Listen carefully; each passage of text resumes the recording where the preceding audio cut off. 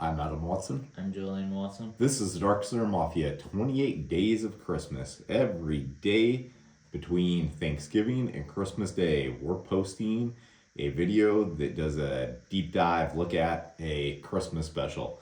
We try to find some sort of Hanukkah issues and Kwanzaa issues, but I'll be damned if I can find any.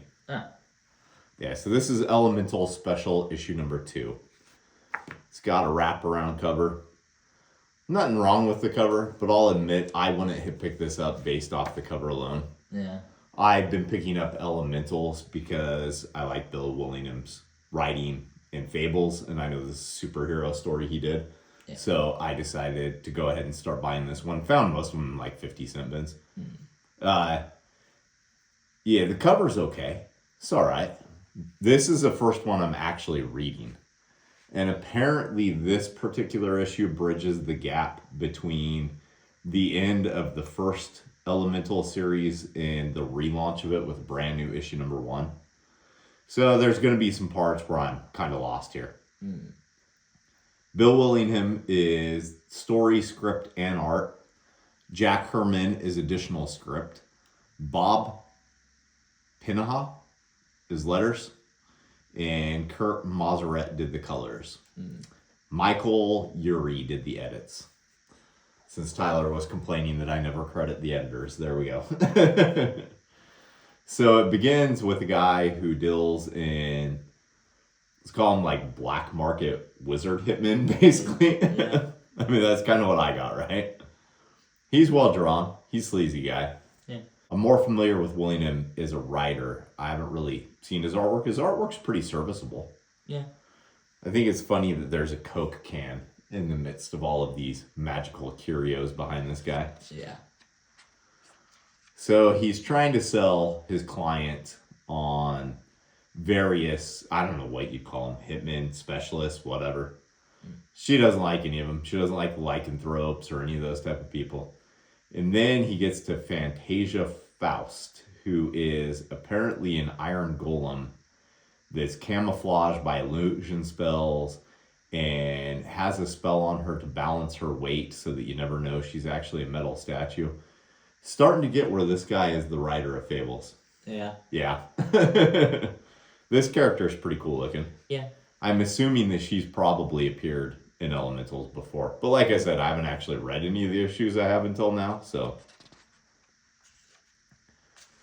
Then we get introduced to a guy who says that he's on the FBI's top 10 most wanted list. He just looks like a little dork. He's telling this guy who's a detective for something called FISH. I have no idea what that is. Fish. Don't know. It's an acronym for some sort of law agency in this world. But he's willing to turn himself in if he just lets him talk to the Elementals because he knows they're in some sort of danger. Yeah. He apparently has premonitions. And then we get to some of the less serviceable artwork. So I would say as far as facial expressions go, he's pretty good. Background's really decent. The Ben Franklin snowman, that looks really good. Yeah. But her posing when she's going to throw this, like the posing of him, I know he's supposed to be flying. His whole thing's flight, I know that. But the Fathom character, and I think his name's Velocity, the way they're posed in those, it's not good. Whatever the case, though, nice scene where they're having a snowball fight. Yeah. And who I'm guessing is Monolith is making a snowman. I've never seen anybody actually carve a snowman with a knife. No. I don't see a reason that you couldn't do that if you had packed it down to ice, right? Right. So it's all pretty good. And then I'm going to say Vortex, I think is her name. I don't know. I've actually heard all their names. I just don't know who they all are. She's watching a TV preacher, evangelical preacher, who's got his own sort of superheroes who are supposed to be blessed by God, and they know that the Elementals are not. So they must be known in this world. Yeah. And they must be kind of somewhere between like the Avengers and the X-Men is what I'm going to take it. Yeah. Because they seem to be regarded as heroes, but there's still people out to get them. Yeah. And then we get a little bit more of the Bill Willingham doesn't really do good posing for fight scenes. It's like, all this looks good. Yeah. But when Fathom comes in, the Iron Golem punches her, and number one, we don't need that whap sound effect. It's not necessary. And I punched a lot of people. I've never heard whap when I punched them. 70s comics. This is not 70s. I know, but like 70s Batman TV show or something. Oh, 60s. Oh, okay. Yeah. Yeah, and then she grabs, I think, Vortex. I could be wrong about that. Grabs her by the back of the hair, and it's yet another kind of a little bit awkward. A little awkward. Yeah.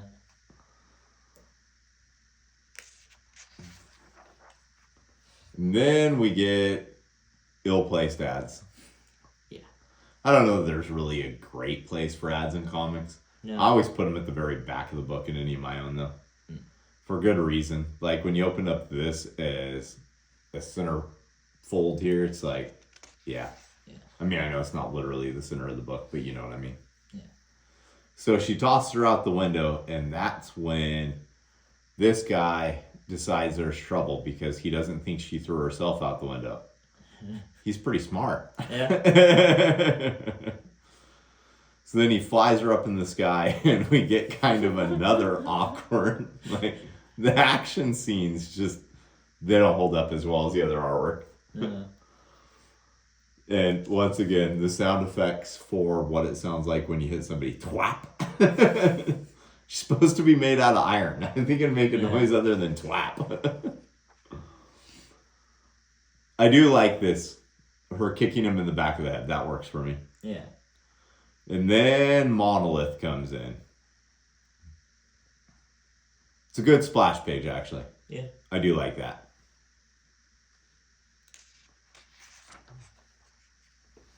But this, not so much. No. I get it. She's showing her strength by picking him up and throwing him. It could have been done a little bit better. Yeah. She throws him off a cliff. I'm going to assume he's going to survive that, though, because, you know, his name's Monolith, and he looks like some sort of huge monolith. I don't know. Yeah. So then the little nerd and the detective show up. And then we get broken up by 2 additional pages.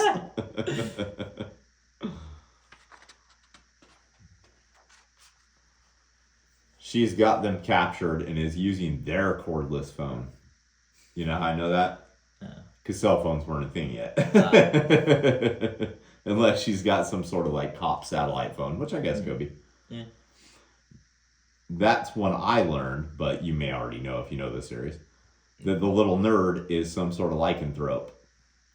So I'm going to admit, when I looked at the cover, I thought this was 2 girls fighting. Yeah. I didn't see that as a guy. But apparently it is. And when he sheds his jacket and his suit, he's wearing some sort of bodysuit underneath.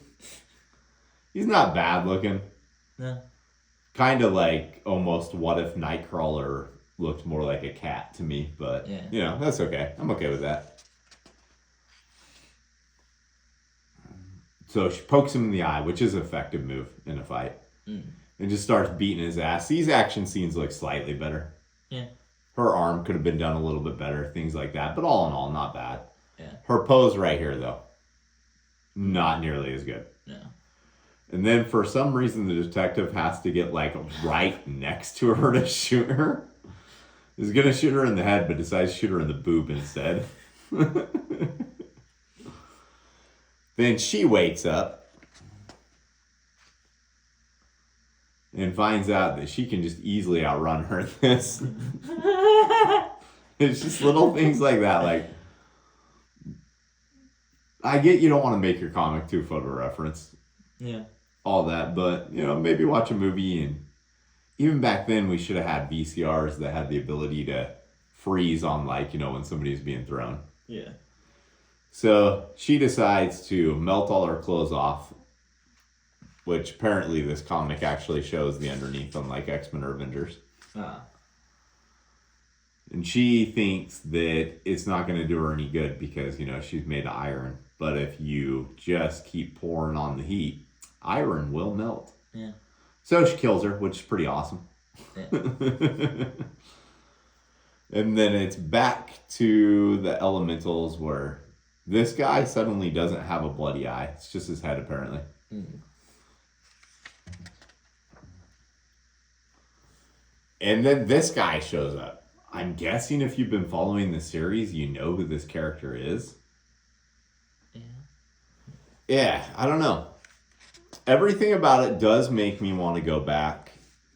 And I mean, I've wanted to read all the issues in order for a while. I only read this one out of order because it was a Christmas special. Yeah. And it does just kind of barely qualify as one. It's just set during Christmas time. But this gives me an excuse to, because I did find it interesting enough that I want to go back and read it. Yeah. Overall, what'd you think? Would you check out more of this? Probably. All right. You got anything else? No. Let's go make some comics. This holiday season, are you looking to transform that friend or family member in your life into a comics fan, but they're being a resistant butthole about it? Try Darkslinger Comics merchandise. These are a perfect gateway drug. They'll be a nerd before they know it. We have the Chronicles of Von Helsing pint glass. Perfect for all of your holiday drinks. Who Will Save the World buttons. We had Who Will Save the World shot glasses, but we're currently sold out on those. And enamel pins featuring the mini slingers in holiday designs. We have Le Mime as Santa Claus.